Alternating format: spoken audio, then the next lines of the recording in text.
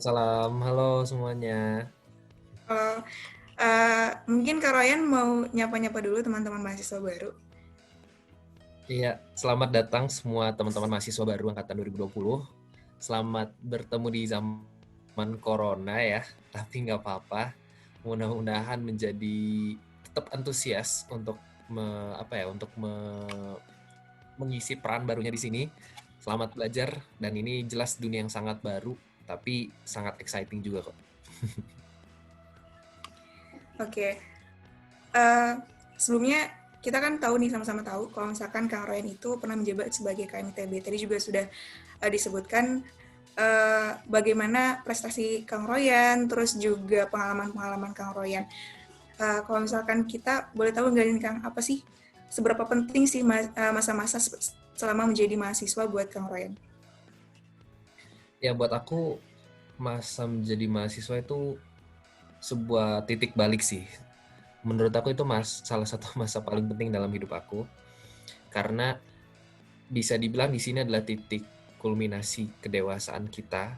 Di sini adalah titik kita udah cukup cukup cukup berumur untuk bisa berpikir dengan baik dan sudah cukup diberikan kepercayaan sama orang tua untuk menentukan kemana arah hidup kita gitu. Dan jelas banyak yang menegangkan, menakutkan pilihan-pilihan besar yang harus kita pilih. Tapi justru ya di sini adalah momentum untuk buat kita berubah gitu. Buat kita yang mungkin sebelumnya pernah minder, buat kita yang sebelumnya mungkin masih deg-degan, buat kita yang mungkin sebelumnya selalu berada di balik layar tuh selalu takut memilih suatu keputusan atau yang mungkin selalu ngerasa kalau dia lebih baik dari kita. Ini adalah titik balik gitu buat teman-teman semua yang mungkin akan berkuliah selama 3,5, 4, 5, bahkan 6 tahun. Semua orang punya pace-nya masing-masing, tapi ini adalah titik balik buat benar-benar menjadi diri sendiri gitu, buat benar-benar menentukan masa depan apa sih yang emang benar-benar pengen kalian cari gitu. Jadi galilah semua itu di zaman kalian kuliah saat ini gitu sih. Oke, momentum titik balik ya bagi kita. Sebenarnya nih Kang, selain kita kuliah, terus juga kita menjalani aktivitas di kampus gitu ya Kang, sebenarnya apa aja sih yang bisa kita lakukan sama kita menjadi mahasiswa? Selama jadi mahasiswa itu banyak banget yang bisa dilakuin. Jelas buat teman-teman yang udah memilih jurusannya, buat kalian yang passion emang di jurusannya gitu ya, misalkan yang senang dengan IPA, yang senang dengan sains, geografi, yang senang dengan antropologi, yang senang dengan apapun ya jurusan yang kalian pilih itu, silahkan banget buat didalemin. Jelas kalian bakalan kaget karena yang mungkin kalian pelajarin di SMA bakalan beda banget, atau misalkan kalian yang mungkin nggak memilih jurusan tersebut tapi akhirnya masuk ke sana, ya semua sama kok, semua sama. Baik yang memilih maupun tidak memilih, kalian akan bertemu dengan sebuah dunia yang baru banget. Jadi jelas kalian harus pasang titik ekspektasi yang berbeda dengan di zaman SMA. Kemudian yang mungkin dulu di zaman SMA-nya masih ada waktu santai, yang masih ada waktu-waktu buat ya eh, nggak terlalu produktif gitu ya. Ini adalah titik buat kalian tetap bisa nggak produktif, bahkan kadang-kadang lebih santai. Tapi ketika kalian memilih untuk santai, ingatlah bahwa kalian yang memilih untuk santai. Waktu kalian yang akan habis dan kalian yang nggak akan sadar bahwa udah 4 tahun berlalu. Dengan 4 tahun yang ujung-ujungnya kalian lulus dengan sebuah kebingungan lagi gitu. Ya gue lulus, terus gue mau ngapain gitu. Jadi di sini adalah titik kalian akan bertanggung jawab penuh atas pilihan kalian gitu. Pilihan-pilihan dalam setiap detik kalian tuh akan ditentukan pada setiap saat gitu. Jadi ya pilihlah dengan sebaik mungkin. Tapi apa ya? Kalian bisa explore banyak banget hal di sini gitu, di zaman kuliah ini. Menurut aku pribadi ya, pertama tadi jelas secara akademik kalian harus bisa punya tujuan dalam belajar. Kenapa? Karena kalian akan dipaksa untuk mempelajari sesuatu yang sangat advance gitu. Sekarang adalah titik kalian menjadi seorang mahasiswa gitu, pembelajarannya udah sangat spesifik dan nggak kalian dapatkan di kelas. Jadi kalian secara akademik dipaksa untuk mempelajari sesuatu yang advance. Kemudian secara non akademik, kalau dulu kalian mungkin ada yang namanya ekstrakurikuler gitu ya, itu masih ada sematannya ekstra gitu. menurut aku di zaman kuliah ini, kalian nggak hanya menjalankan kehidupan kuliah itu menghidupi kurikulum akademik aja, tapi kalian harus menyusun yang namanya kurikulum non-akademik gitu. Yang mana dia bukan lagi ekstra. Kadang-kadang dia lebih full daripada kegiatan belajar atau kuliahnya itu sendiri. Yang mana uh, buat aku worth it banget gitu.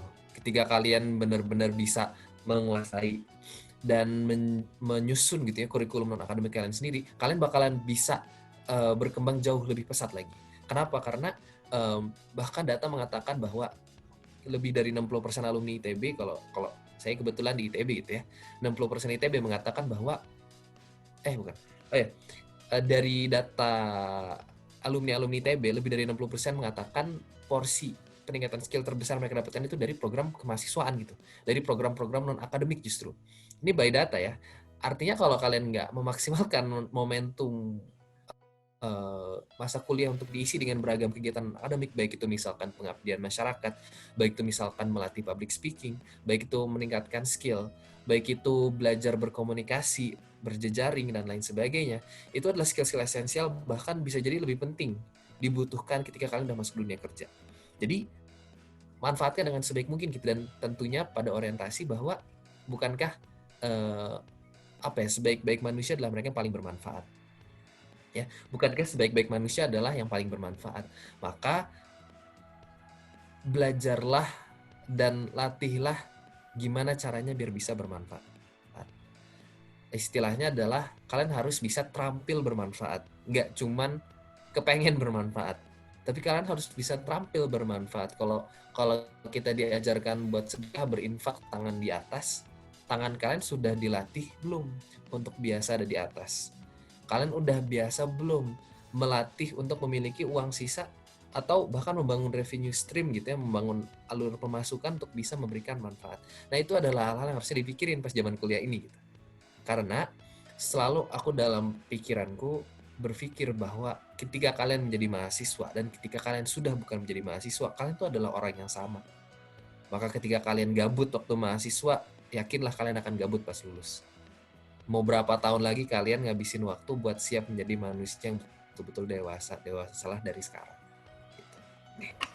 Benar ya, jadi sebaik-baik manusia adalah yang bermanfaat dan kita bisa memberikan kontribusi yang maksimal gitu ya Kang buat teman-teman, buat sekitar lebih utamanya. Nah, Kang, tadi kan Akang menyebut tentang kalau misalnya kita nggak ngapa-ngapain selama mahasiswa atau kayak cuma kuliah doang, nanti juga bakal lulus tetap kayak gitu aja. Gimana cara Akang memotivasi diri gitu biar bisa tetap memberikan manfaat dan tapi tetap menunaikan kewajiban kita gitu sebagai seorang mahasiswa. Ya. Jadi kalau pertama menurut aku harus ada fondasi yang benar juga. Jadi pola pikirnya seperti itu. Kita pengen bisa bermanfaat. Kemudian yang kedua, kita ini adalah manusia yang akan dituntut pertanggungjawabannya setelah belajar. Teman-teman, kita itu adalah kalau nggak salah 5% dari masyarakat Indonesia yang sekian ratus juta yang mengenyam kuliah dari dulu sampai sekarang. Ya, dari dulu sampai sekarang. Berarti kita tuh porsi yang kecil banget. Kita yang porsi yang kecil banget. Udah gitu buat teman-teman yang masuk universitas di tempatnya masing-masing, kalian itu udah menyingkirkan berapa belas orang, berapa puluh orang gitu. Yang seharusnya bisa di tempat kalian juga. Jadi dengan mengingat mindset itu, ya kita harusnya sadar bahwa kita di sini telah telah melewati berbagai macam halang rintang, kita telah mengambil jatah orang lain dan lain sebagainya. Kita adalah 5% yang sedikit dari seluruh masyarakat Indonesia, maka ya gunakan itu dengan sebaik mungkin gitu. Karena kalau bukan kalian siapa lagi? Jadi pertama sadar diri dulu gitu. Karena banyak yang nggak sadar diri atau kelamaan santai. Jadi itu. Kemudian yang kedua, pikirkan masa depan kalian. Kalian kalau udah lulus gimana gitu? Kalian mau jadi orang yang santai, kalian mau jadi orang yang nggak punya skill, kalian mau jadi orang yang nggak ngerti caranya bermanfaat, nggak ngerti caranya berinfak dan seterusnya. Jadi ketika kalian memiliki urgensi itu dalam pikiran kalian, ketika mindset kalian udah benar, insya Allah itu akan menjadi sebuah motivasi tersendiri gitu ya. Jadi jangan sampai kalian merasa bahwa oh ya udah ini cuman kayak naik kelas kayak SMA kelas 4, nggak sama sekali teman-teman. SMA kelas 4, kalian SMA, kalian masih diurusin orang tua, kalian masih deket sama ibu, kalian sekarang sendirian gitu, dan kalian yang mempertanggungjawabkan kehidupan kalian sendiri.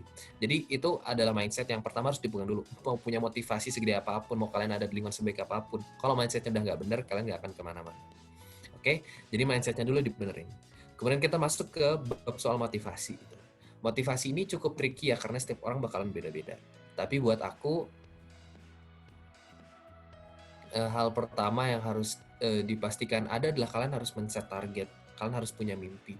Kenapa? Karena pada akhirnya kalian tuh mau sepinter apapun, mau se-skillful apapun, ya kebetulan aku masuk ke STAY gitu ya. STAY adalah salah satu fakultas yang cukup cukup kompetitif lah kalau di ITB.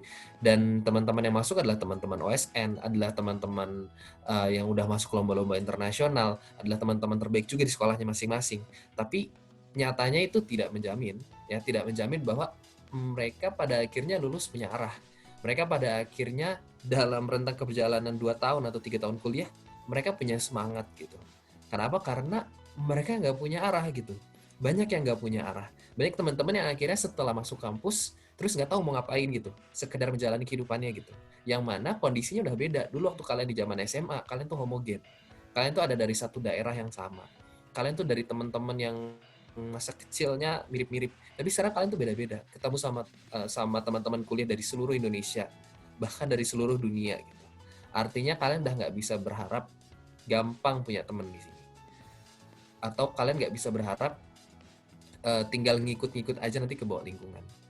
Yakin lingkungannya baik gitu.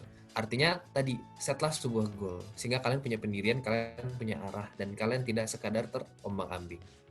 Milikilah sebuah goal. Gimana cara memiliki sebuah goal? Saranku selalu lakukan 2 hal. Pertama, miliki tokoh kunci yang memang kalian pasang sebagai role model. Misalkan Pak B.J. Habibie, jelas Nabi Muhammad ya, Sallallahu Alaihi Wasallam. Kemudian siapa orang-orang lain yang menjadi target kalian? Elon Musk, mungkin Bill Gates, Steve Jobs, atau mungkin misalkan kalian punya tokoh-tokoh yang memang kalian targetkan gitu, pengen menjadi seperti dia, pengen menjadi inventor kah, pengen menjadi seorang saintis kah, pengen menjadi seorang pakar sosial kah, pengen menjadi seorang kritikus kah, pengen jadi seorang penulis kah, set target itu gitu. Kenali siapa nama-nama spesifik dan apa karya mereka. Untuk kalian targetkan, pengen jadi dia gitu.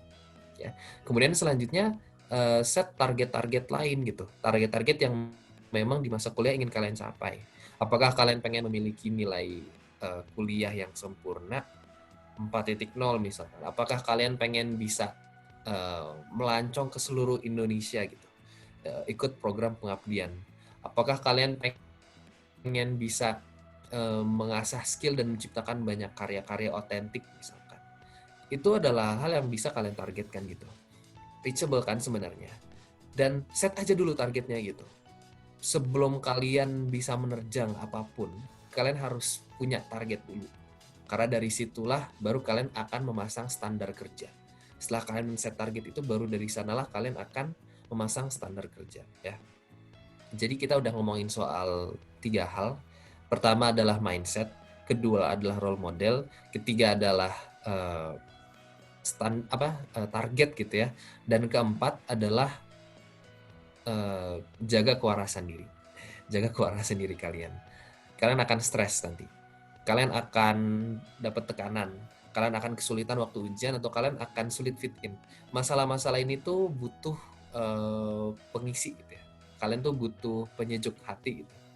Dan ya salah satu tempat yang selalu membuat aku merasa seperti pulang adalah Masjid Salman gitu. Semenjak tingkat 1, aku dan teman-teman selalu kerjanya nongkrong-nongkrong di Masjid Salman.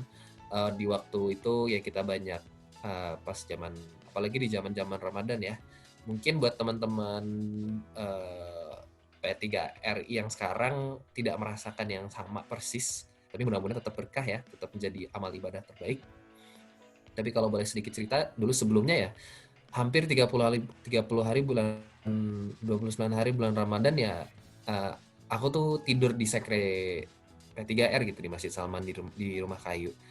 Bener-bener setiap menuju buka puasa kita bakalan siapin buka puasa, siapin takjil, Setiap kali mau apa ya, sebelum beres sahur kita saling bangunin buat tahajud. Setiap kali di waktu masuk sholat kita saling ngajakin buat ke masjid gitu ya. Ya walaupun sekre, kadang-kadang orang jadi sholat di sekre. Nah itu salah. Jadi hal-hal seperti itu tuh mengisi jiwa gitu, mengisi hati kita. Itu di bulan Ramadan, dan di luar bulan Ramadan pun demikian gitu. Setelah capek berkegiatan di kampus, setelah ada yang ikut pelatihan menjadi komandan lapangan, setelah berlatih, ada yang berlatih orasi dan seterusnya, ya pada akhirnya kita kembali di waktu sholat gitu. Kita ingatkan teman-teman, izin dong keluar dari forum, saya pengen sholat dulu. Nah itu kan bagus ya kalau bisa seperti itu, dan akhirnya kita ketemu lagi di masjid. Pertama jelas ruang rohani dan spiritual kita adalah identitas diri kita. Kita adalah pribadi muslim yang juga energi kita ada pada lingkungan-lingkungan keislaman gitu. Maka selalu miliki lingkungan itu. Kemudian yang kedua, siapa diri kita gitu. Apa yang menjadi hobi kamu? Apa yang menjadi interest kamu? Apakah kamu orang yang suka baca novel? Apakah kamu adalah orang yang suka nonton YouTube? Apakah kamu adalah orang yang suka nonton series? Apakah kamu adalah orang yang sukanya olahraga? Apakah kamu orang yang suka ngumpul? Apakah kamu orangnya suka ngerjain hobi-hobi tertentu? Misalkan editing film, misalkan bikin game ya, bikin game. Itu terserah gitu, dan jangan lupa untuk memporsikan waktu untuk melakukan hal-hal seperti itu. Nggak berarti ketika kalian udah sibuk, kalian nggak bisa nongkrong. Justru nongkrong tuh menjadi sebuah kebutuhan, teman-teman. Ya, nongkrong sama orang-orang baik ya. Menjadi sebuah kebutuhan karena pada satu titik kalian akan burn out dan kalian butuh teman curhat, kan gitu. Atau di satu titik misalkan kalian akan burn out dan kalian butuh untuk nyantai lagi, kalian butuh untuk kerjain hobi kalian lagi, kalian butuh untuk olahraga lagi. Jadi jangan lupa untuk mengagendakan hal seperti itu ya. Jadi jangan salah bahwa target kalian adalah menjadi mahasiswa ambis yang cuma ngerjain hal-hal organisasi dan hal-hal kuliah. Enggak, ketika kalian enggak memenuhi kebutuhan interest kalian yang ada, bensin kalian habis dan kalian bakalan pada satu titik hilang. Dan itu udah kejadian banyak banget. Jadi jangan lupa buat mengagendakan waktu-waktu khusus buat bisa nyantai, buat bisa mengisi energi baik spiritual lagi maupun energi jiwa kalian gitu. Apa yang menjadi interest dan passion kalian gitu. Wah, menarik nih. Tadi Kak Royan juga pernah cerita bahwa beliau pernah menjadi seorang aktivis Salman gitu ya, kalau misalnya kita sebutnya seorang aktivis Salman, berkegiatan di Salman, dan di mana di Salman menemukan istilahnya menjadi rumah gitu ya Kang, jadi tempat kembali dan mengisi ruhiyah kita kayak gitu. Nah, menyinggung tentang aktivis gitu Kang, menurut Kang Royan apa sih makna dari menjadi seorang aktivis gitu, dan kenapa kita harus menjadi seorang aktivis gitu, terutama aktivis dakwah mungkin ya. Jadi pertama mungkin kita breakdown dulu ya kepada definisinya. Aktivis itu hadir dari kata aktif gitu ya. Seorang yang aktif. Kemudian aktif melakukan apa sih sebenarnya? Buat aku seorang aktivis atau seorang aktif inilah orang yang selalu punya selalu punya tujuan ya. Bukan selalu ya, orang yang punya tujuan. Kadang-kadang tujuannya hilang tapi dia punya tujuan. Orang yang ingin merubah sesuatu. Dia orang yang ingin berdampak ya. Seorang aktivis buat aku itu sangat berelasi dengan kata impact gitu. Kamu adalah orang yang ingin berimpact, kamu adalah orang yang ingin berdampak, orang yang ingin bermanfaat gitu.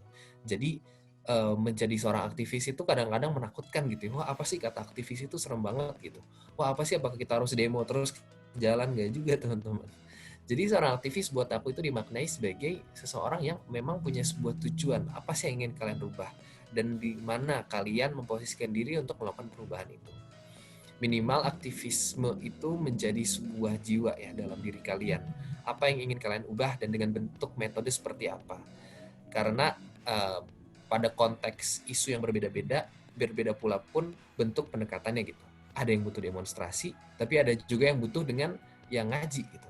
Ada yang butuh juga dengan mendekat dan nongkrong sama banyak orang. Artinya berelasi.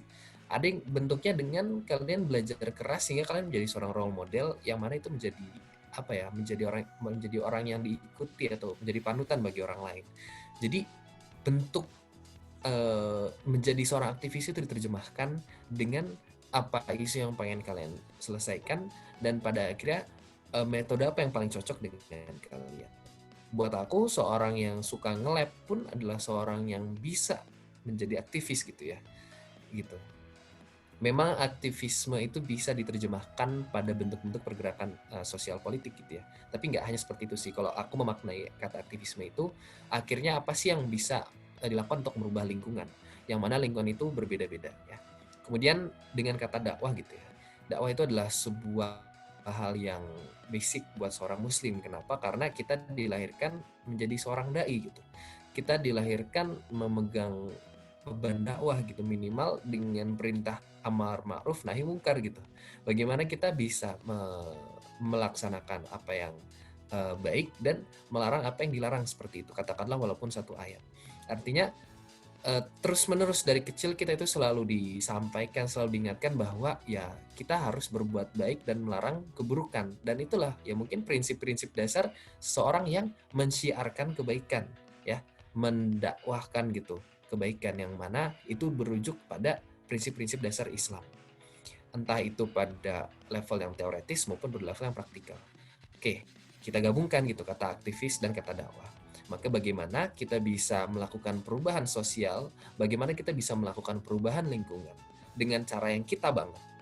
Aku ini cocoknya dengan cara seperti apa? Silakan kalian temukan dalam proses berkuliah selama kalian berkemahasiswaan.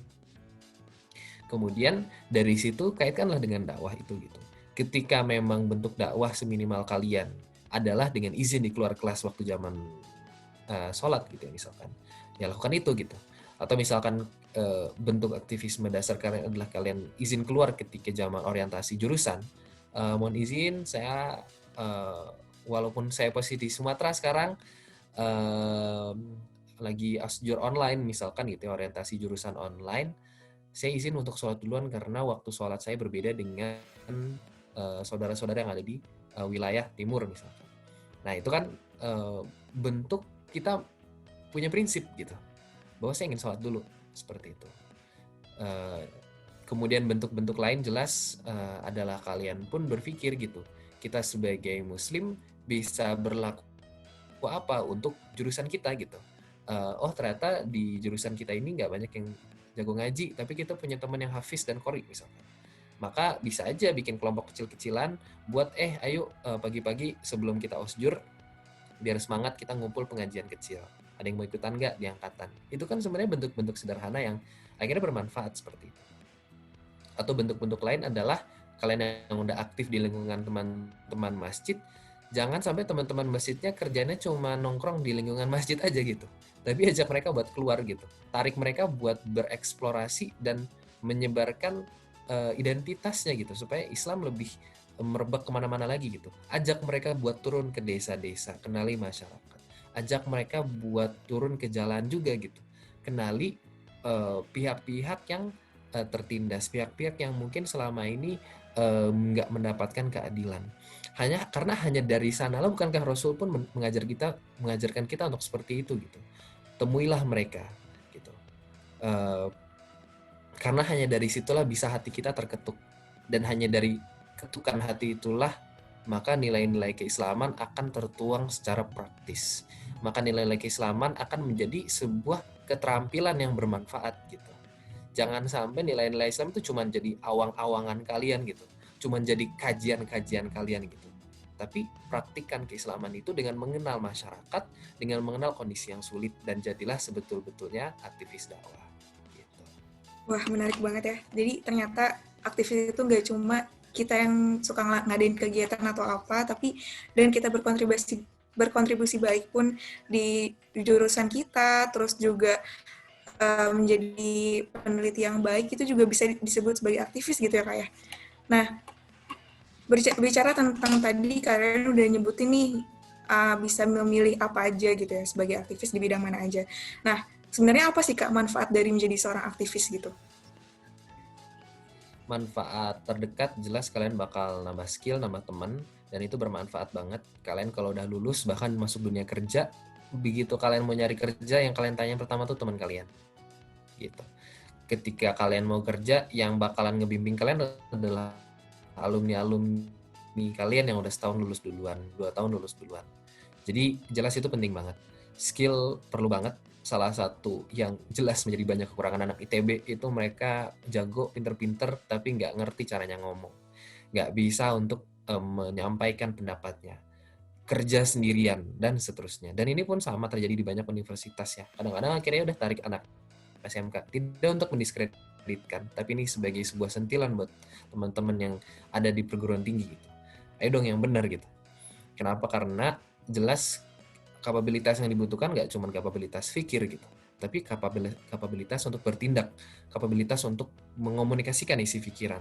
Kalian punya konsep yang luar biasa, tapi ketika konsep itu nggak bisa dituangkan, atau kalian bisa menuangkan konsep itu, tapi kalian nggak bisa mengajak orang untuk menjalankan konsep itu bersama-sama, nggak bisa menginspirasi, nggak bisa menginfluence, nggak bisa berbicara dengan kata-kata yang cukup sederhana, maka ujung-ujungnya kalian nggak jadi bermanfaat, gagal bermanfaat.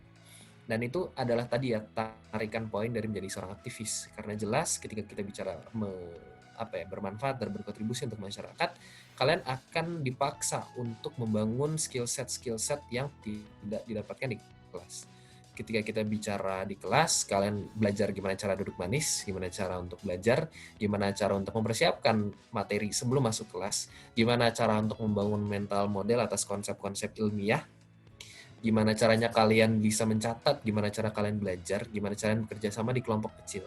Tapi kalian belum belajar gimana caranya bisa memanage waktu dengan kegiatan-kegiatan di luar akademik. Jangan lupa teman-teman, kalian itu adalah manusia dewasa, dan kalian setelah lulus adalah manusia yang dewasa juga. Kalian pas udah jadi mahasiswa, udah manusia yang dewasa. Maka sadarilah ketika kalian udah lulus, kalian tuh bakalan ngurusin saudara, ngurusin kakak, ngurusin orang tua, kalian harus ngurusin masyarakat, kalian harus ngurusin masjid di sekitar kalian harus kenal sama Pak RT RW-nya, dan kalian tetap harus ngurusin kerja kalian sendiri. Kalian tuh hidup di sebuah dunia yang besar. Maka ketika kalian tidak berpikir untuk hidup besar semenjak kalian kuliah, maka kalian akan baru kaget pas lulus. Gitu. Milikilah skill itu. Dan menjadi seorang aktivis adalah orang yang mengharness gitu ya. Orang yang dari awal sudah sadar diri dan mencoba untuk belajar menjadi manusia yang utuh gitu. Menjadi masyarakat yang sejatinya masyarakat, yang tinggal bersama masyarakat lainnya. Yang mana rezeki kalian sebagian adalah milik orang lain. Adalah hak orang lain. Gitu. Jadi di situ sadarilah betul bahwa kalian punya sebuah positioning kayak gitu. Dan tadi ya balik lagi akan mendapatkan skill set bermasyarakat, skill set menjadi seorang manusia, skill set terampil bermanfaat, tapi juga akhirnya bagaimana kalian belajar berkomunikasi, berjejaring, dan seterusnya. Tapi apakah cuma sampai sana? Nggak juga. Salah satu hal yang bikin aku pun lebih termotivasi dan excel gitu ya di kuliah justru adalah dengan sibuk gitu, dengan beraktivitas gitu. Nggak berarti banyak mitos-mitos, Kak aku nggak sanggup nih Kak, kuliah udah padat, apa aku sanggup gitu untuk tetap beraktivitas. Teman-teman, aku punya teman-teman yang kuliah juga di Politeknik, waktu itu pergi ke Batam, ngisi di daerah Batam, dan mereka kuliah cuma 3 tahun ya. Kuliahnya pun kuliah jam kerja, karena mereka sehari-hari kerja, mereka kuliah di waktu weekend. Tapi pun dengan kondisi demikian mereka tetap memaksakan ya, dalam tanda kutip, untuk berlaku dalam kemahasiswaan. Kenapa? Karena itu pun mengisi mereka gitu. Dari sana mereka jadi belajar hal-hal baru, nggak cuman hal-hal praktis pabrikan, hal-hal praktis pembelajaran, tapi hal-hal lain yang lebih luas gitu. Bagaimana kalian membangun pola pikir, bagaimana kalian bisa berdebat, bagaimana kalian bisa berargumentasi, dan seterusnya. Itu hal-hal yang penting banget, esensial, dan bahkan lebih besar daripada kebutuhan skill akademik itu sendiri. Yang aku rasakan karena aku sekarang udah bekerja juga ya di sebuah perusahaan, maka 50% lebih waktuku adalah bukan mengerjakan hal-hal akademik kuliah gitu, tapi bagaimana aku bisa meyakinkan senior, bagaimana aku bisa mengejar ketertinggalan, dan seterusnya dan seterusnya. Dan akhirnya itu pun menjadi keputusanku waktu zaman kuliah, bahwa walaupun aku anak teknik informatika, aku mengambil kelas bisnis gitu. Karena aku merasa bahwa aku pengen belajar bagaimana cara membangun bisnis, aku pengen belajar gimana cara membuat sebuah startup dari nol. Kemudian aku juga belajar ilmu-ilmu keorganisasian, belajar ilmu-ilmu dari teknik industri, belajar ilmu-ilmu self-development, human resource development, bagaimana bisa membangun motivasi, bagaimana bisa berbicara seperti ini di hadapan kalian. Nah, kalau itu udah kebayang, artinya banyak banget hal yang akhirnya aku butuhkan gitu, yang baru aku sadarin perlu setelah aku aktif gitu. Ibaratnya, kalian yang udah pernah ikut lomba, kadang-kadang baru kepepet buat belajar pas udah pengen lomba. Kalian yang besoknya ujian baru kepepet sadar butuh belajar itu waktu kalian udah mau ujian gitu, udah mepet H-2, H-1. Maka cara terbaik untuk bisa memaksa diri belajar adalah dengan memepet diri kalian berada pada lingkungan-lingkungan kemasyarakatan, pada lingkungan-lingkungan aktivisme. Ketika kalian udah sadar bahwa banyak loh orang-orang yang belum bisa makan di zaman corona ini. Banyak loh orang-orang yang ternyata putus kerja di zaman sekarang. Banyak kebijakan-kebijakan pemerintah yang mungkin belum cukup baik, yang nyeleneh gitu, yang akhirnya butuh untuk kalian bantu tegur gitu. Jadi cemplungkanlah diri kalian pada kondisi-kondisi seperti itu. Atau misalkan bayangin kalian suatu saat nanti udah lulus, tinggal di dekat sebuah area yang kurang baik gitu ya. Gimana sih cara mendakwahi orang-orang yang jauh dari masjid? Gimana cara bisa mengajak orang-orang untuk minimal lebih aktif sholat atau minimal mau untuk belajar agama? Kalau kalian selama di kuliah udah soliter, kerjaannya menyendiri di kelas, kerjaannya soleh sendiri, hati-hati tuh pertanggungjawabannya. Ya, hati-hati dengan pertanggungjawaban menjadi satu orang soleh di antara orang-orang yang kurang mendapatkan hidayah. Karena kalian yang akan bertanggung jawab untuk lingkungan itu.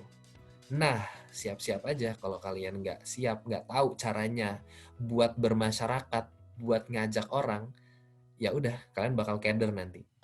Dan siap-siap aja pertanggungjawabannya tetap akan jatuh ke kalian. Maka pelajarilah bagaimana caranya dari sekarang.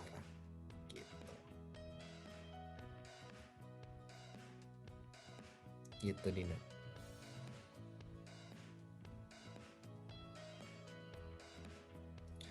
Ya, jadi kayak gitu ya. Oke, jadi buat teman-teman sekali lagi itu adalah Masya Allah banyak banget ya manfaat. Ya. Oke, ternyata banyak banget ya Kang manfaat yang kita bisa ambil dari menjadi seorang aktivis kayak gitu Kang. Kalau boleh tahu, tadi kan Akang juga sempat cerita Akang menjadi presiden KMITB, terus tapi juga tetap aktif gitu di Masjid Salman. Jadi dua-duanya jalan gitu. Apa sih tips dan triknya Kang gitu biar kita tuh tetap aktif di dunia kampus, tapi juga di dakwahnya juga tetap jalan gitu Kang? Ya, pertama jelas kalian harus memiliki lingkar pertemanan yang baik ya. Itu akan sangat-sangat berpengaruh, sangat berpengaruh. Jadi itu bukan sebuah rahasia lagi. Hiduplah di antara orang-orang soleh ya. Seminimalnya ketika kalian lagi nggak soleh, yang itu akan sangat sering terjadi, bakal ada yang cukup soleh untuk negur kalian. Jelas iman tuh naik turun. Jelas dalam perjalanan 4-5 tahun kuliah kalian akan mengalami titik jatuh. Jelas kalian bakalan bertemu dengan banyak peer group yang mana mungkin pola pergaulannya nggak soleh-soleh amat. Jadi seminimalnya milikilah teman yang soleh. Dan membangun pertemanan itu adalah sebuah proses ya, nggak serta-merta kalian bisa dapat teman gitu. Jadi cemplungin dulu diri kalian sama orang-orang yang soleh itu. Karena dari sana, insya Allah ya kalau teman yang baik nggak akan tiba-tiba ngejudge gitu. Nggak akan misalkan kalian tiba-tiba berubah, dia mah udah beda sama yang dulu. Ya ada kok teman-teman yang baik-baik gitu ya, teman-teman yang emang pengen jadi teman aja gitu. Dan mereka juga soleh. Maka dari sana, insya Allah sejauh apapun kalian pergi dari Allah gitu ya, sejauh apapun kalian udah kotor, tertutup lumpur, hina dan seterusnya, kalian akan punya titik di mana kalian akan kembali bersimpuh dan memohon ampun gitu. Jadi menurut aku investasi terbesar di zaman kuliah adalah punya teman yang soleh gitu. Karena pas kalian pas masih kuliah, masih SMA, kalian tuh kerasa banyak temen deh. Kerasa banyak temen yang mana pasti ada yang jagain. Tapi kalau kalian udah lulus, siapa sih yang mau jagain kalian gitu? Orang udah sibuk masing-masing, tinggal udah berbeda-beda, fokus sama kerja. Maka di titik itu, siapa lagi yang bisa kalian chat WA, chat line, DM Instagram, kalau bukan orang-orang yang soleh tadi gitu, yang udah kalian bangun pertemanan ini semenjak dari kampus. Jadi, milikilah lingkar pertemanan orang-orang yang soleh. Minimal ketika kalian jatuh, kalian punya tempat balik.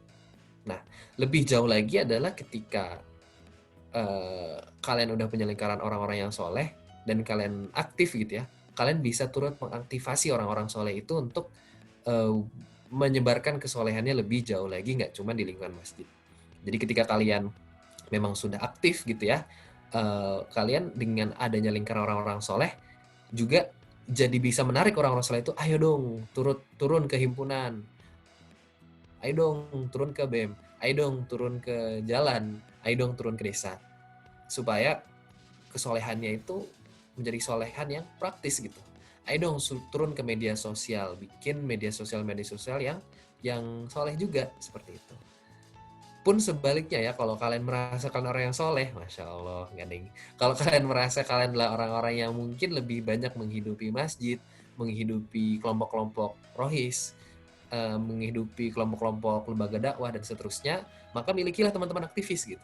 Milikilah teman-teman aktivis. Karena kadang-kadang dan banyak sekali cerita teman-teman di lembaga dakwah itu yang memang skill-skill sosialnya kurang, skill-skill organisasinya kurang, skill-skill public speaking dan mengajak organisasi himpunannya kurang.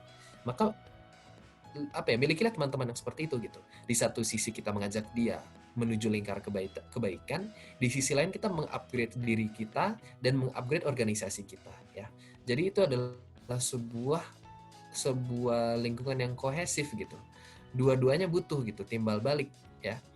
Jadi buat teman-teman yang aktivis, milikilah teman-teman soleh. Buat teman-teman yang soleh, alhamdulillah ya, milikilah teman-teman aktivis. Karena dari sana kalian akan mulai kebayang mau ngapain gitu. Nah, kemudian kalau bicara soal Presiden KM, ya itu sebenarnya hanyalah sebuah tingkatan amanah gitu. Terlepas dari kelompok yang soleh atau tidak, ketika kita memang sudah bisa membuktikan kalau kita punya narasi, kalau kita punya prestasi, kita punya karya, dan kita punya arah yang pengen dibawa, pada satu titik orang-orang akan mempercayakan itu. Di titik itu ya banyak teman-teman yang mengajak, ayo Ryan, bisa, dan seterusnya, yang mana dulu aku nggak pernah kepikiran menjadi Presiden KM. Pun sebelum-sebelumnya menjadi ketua sebuah acara, ketua sebuah kepanitiaan. Terlepas dari kita yang pede sendiri gitu ya, dan itu nggak masalah.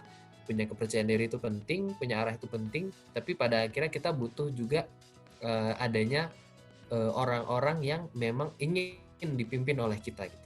Mereka akhirnya menitipkan amanah non formal dulu gitu. Gue mau deh lu pimpin, ayo dong lu maju, nanti gue dukung. Nah, hal seperti itu adalah hal-hal yang menjadi bau-bau, oh kayaknya amanah emang ada bau-baunya ke sini gitu. Amanah itu bukan sebuah ilmu magis yang mana kita istikharah terus tiba-tiba ada embun yang jatuh ke mata kita untuk mengatakan kamulah yang dapat amanah. Nggak seperti itu teman-teman. Nggak seperti itu kejadiannya. Istikharah tetap dilakukan. Kita menitipkan proposal gitu kepada Allah pada sebuah keputusan amanah.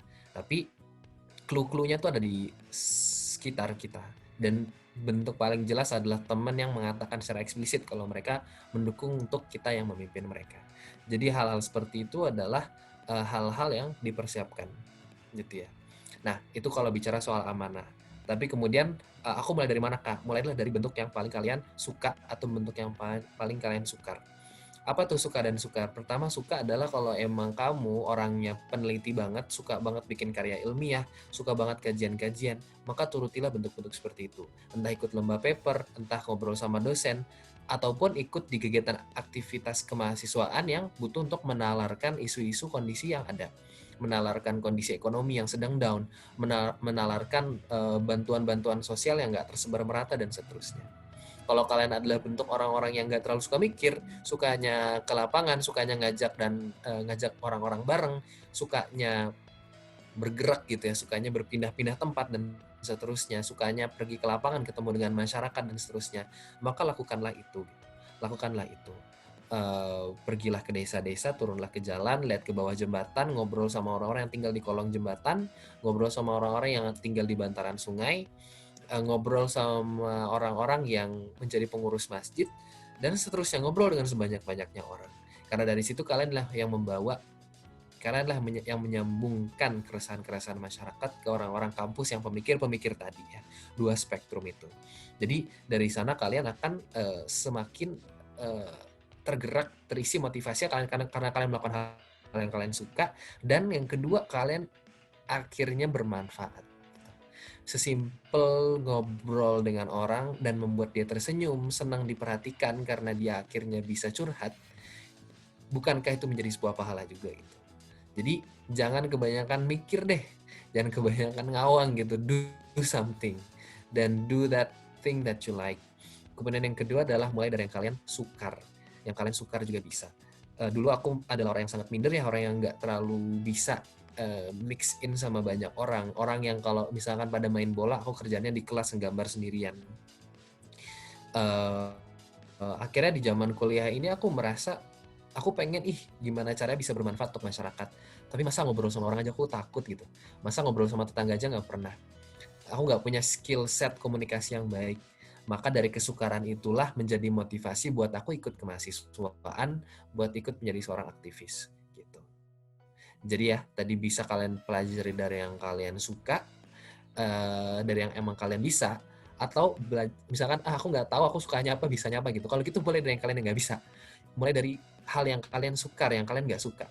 Karena dari situ justru tambahlah skill itu dan pelajarilah, berbuatlah sebanyak-banyaknya yang salah selama kalian mahasiswa, karena kalian boleh buat melakukan kesalahan di zaman belajar ini gitu. Wah, keren banget ya. Jadi mulai dulu dari apa yang kita suka, dari hal-hal kecil ya Kang ya. Nah, terus Kang selama menjadi seorang aktivis, apa aja sih Kang kesulitan yang akan hadapi dan gimana gitu cara buat menghadapi kesulitan itu? Jelas hal pertama ya adalah kalian akan dibebani oleh amanah. Nggak semua orang terbiasa buat dibebani amanah, dititipkan kepercayaan. Entah itu kepercayaan di himpunan, kepercayaan di angkatan, kepercayaan di kampus, ataupun kepercayaan masyarakat gitu ya. Hal-hal seperti itu adalah hal-hal yang jelas akan kalian temukan. Nggak semua siap buat mendapatkan amanah. Tapi itu adalah sebuah keniscayaan, dan yang menggerakkan amanah itu hadir kan adalah Allah juga ya. Jadi tinggal bagaimana kita, how do we cope with it? Gimana cara kita menghadapi stresnya? Gimana cara kita menghadapi cacat-cacatnya, kurang-kurangnya diri kita? Gimana cara kita handling konflik?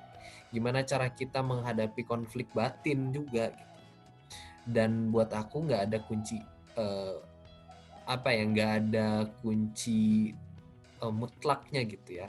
Tapi satu hal yang akan sangat membantu kalian dalam menjalani prosesnya adalah milikilah teman. Ya, milikilah teman. Milikilah orang-orang yang akan membantu mengisi kekurangan-kekurangan diri kalian.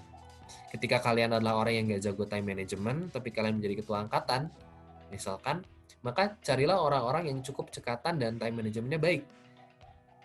Ketika kalian chaos karena lagi banyak rapat, lagi banyak nyusun konsep, lagi banyak aktif gitu ya di organisasi, akhirnya kalian skip tugas misalkan, maka carilah teman-teman yang mungkin nggak terlalu sibuk berorganisasi dan fokus kuliah gitu, karena dia akan jadi pengingat kalian.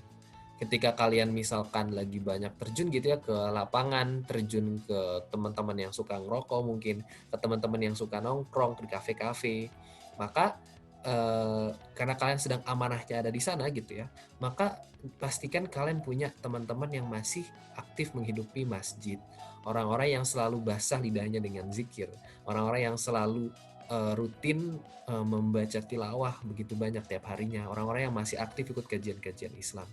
Karena dengan kalian menjaga pertemanan dengan orang-orang seperti itu, maka minimal kalian kecipratan deh, kalau udah kotor-kotor banget, minimal ada basah-basah dikit gitu di bajunya, karena ada siraman-siraman rohani lah dikit-dikit dari mereka gitu. Jadi buat aku investasi terbesar yang bisa kalian miliki dan menjaga diri kalian adalah memiliki teman-teman yang saling mengisi kekurangan, baik itu kekurangan skill, kekurangan akademik, maupun kekurangan ruhani dan ruhiyah, seperti itu. Jadi pastikan itu ada ya, dan jelas selalu libatkan Allah dalam segala proses. Kalian mungkin di zaman-zaman lagi santai, lagi-lagi WFH kayak gini, masih ada orang tua yang ngingetin, masih mudah buat sholat, masih fleksibel waktunya. Tapi kalau nanti kalian udah sibuk, bolak-balik, ngurusin orang dan seterusnya, ada aja waktu kalian lupa. Jadi dengan kalian di waktu senggangnya mengisi dengan zikir, mencoba mengaitkan niat-niat kalian untuk belajar adalah sebagai sebuah ibadah, membangun masa depan adalah untuk berkontribusi untuk membangun Islam yang lebih baik dan minimal Islam dalam diri yang lebih baik, maka mudah-mudahan itu akan membuat hati kalian tetap lurus.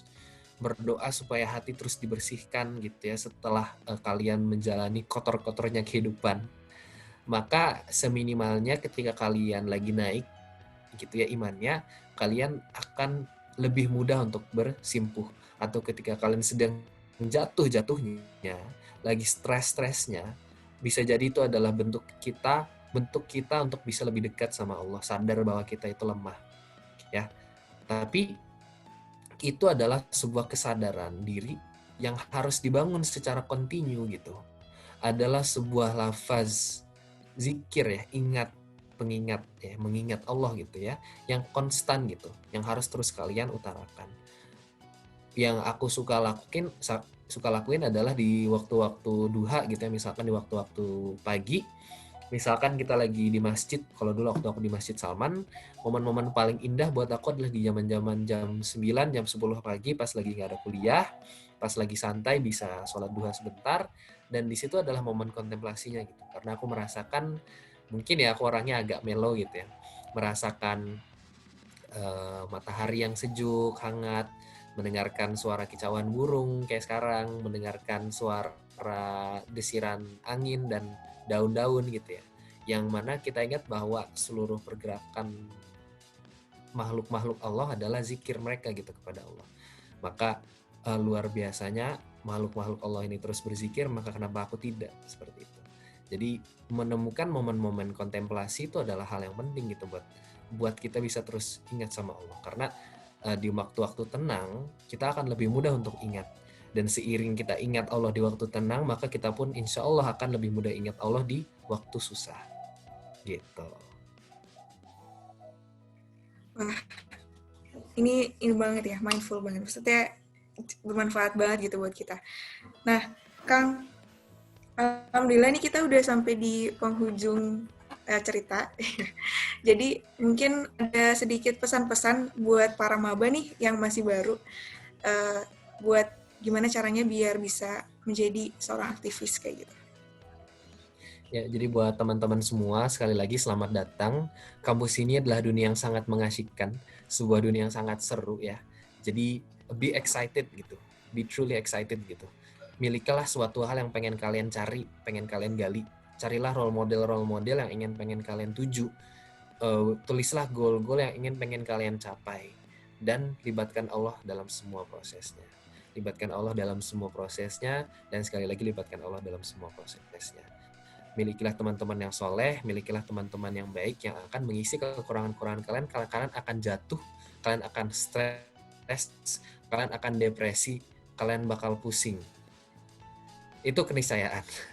Jadi karena udah pasti bakal seperti itu, ya udah pasti ya bakal seperti itu, gak usah kaget ketika waktunya datang.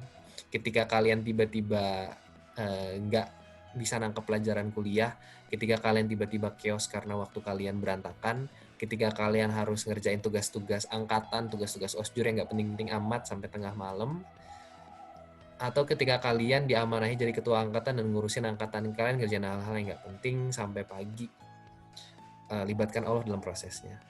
Karena itulah proposal kita ke Allah kan sebenarnya. Itulah proposal kita kepada Allah. Karena apalagi sih yang menjadi apalagi sih yang bisa menjadi suatu kepastian gitu. Nggak ada kepastian dalam dunia ini. Apa sih yang kalian perjuangkan? Emang kalian pasti jadi insinyur. Emang kalian pasti bakal lulus dari sekolah engineering jadi insinyur. Dikit banget yang jadi insinyur, teman-teman. Emang kalian pasti lulus dari sekolah kedokteran jadi dokter. Ya mostly ya sih. Tapi belum tentu gitu. Emang yakin kalian lulus dari sekolah bisnis jadi pebisnis? Nggak juga, kebanyakan jadi manajer atau ya udah jadi hal lain gitu. Jadi nggak ada yang pasti gitu, teman-teman. Tapi yang pasti adalah ketika kalian melibatkan Allah dalam prosesnya, itu menjadi suatu keberkahan dan menjadi nilai ibadah. Atau pasti itu tidak menjadi nilai ibadah ketika kalian sangat jauh dari Allah. Jadi selalu libatkan Allah dalam prosesnya, selalu kirimkan proposal-proposal sayang kepada Allah dengan istikharah kalian. Dengan kalau kalian nggak sanggup tahajud, ya rawatib lah gitu. Kalau kalian nggak sanggup rawatib, minimal zikir dikit habis sholat. Atau kalau kalian nggak sempat untuk zikir, usahakan sholat tepat waktu. Ataupun kalau sholat nggak bisa tepat waktu, ketika kalian lagi sibuk, selalu lantunkan lafaz zikir kepada Allah gitu. Baik waktu kalian lagi diteriakin waktu osjur, waktu kalian lagi pusing mikirin kuliah, lagi pusing bikin pelajaran, minimal pas kalian pusing, kalian terucap dari mulut kalian tuh astagfirullah gitu, atau innalillahi gitu, atau ya Allah gitu, pusing ya Allah gitu. Nah, insya Allah ya dengan kalian terbiasa melafazkan kalimat-kalimat zikir, mudah-mudahan dari situ bisa menjadi suatu bentuk keberkahan tersendiri. Dan apalagi sih yang kita cari dalam hidup kalau bukan keberkahan dan nilai ibadah gitu ya. Dan sekali lagi selamat datang buat semua teman-teman mahasiswa baru, selamat menempuh dunia baru. Kalian adalah orang-orang spesial, tapi kalian nggak spesial-spesial amat kok gitu ya. Kalian adalah orang-orang spesial terpilih, tapi kalian tuh nggak spesial-spesial amat. Artinya kalau kalian tidak memilih untuk melakukan hal-hal spesial, kalian nggak akan ada bedanya dengan orang-orang lain. Jadi buat teman-teman semua sekali lagi selamat datang, semoga kerasan dan ya terjanglah dunia gitu. Karena perubahan itu terjadi ya banyak sekali dalam renang sejarah oleh para pemuda gitu. Dan pemuda-pemuda yang merubah sejarah adalah pemuda-pemuda yang matanya selalu menyala-nyala dengan sebuah passion, dengan sebuah keinginan dan sebuah tujuan. Gitu. Ya, alhamdulillah. Terima kasih banyak, materinya Masya Allah luar biasa, sangat berisi sekali. Semoga kita-kita yang mendengarkan bisa mendapatkan manfaat dan bisa menerapkannya gitu ya Kang ya. Sekali lagi terima kasih banyak Kang Royan. Selamat melanjutkan aktivitas kembali. Dan semoga apa yang kita bicarakan pada pagi kali ini, pada hari ini dapat memberikan menjadi pengingat juga buat diri kita sendiri kayak gitu Kang. Assalamualaikum warahmatullahi wabarakatuh Kang Ryan. Waalaikumsalam. Terima kasih ya.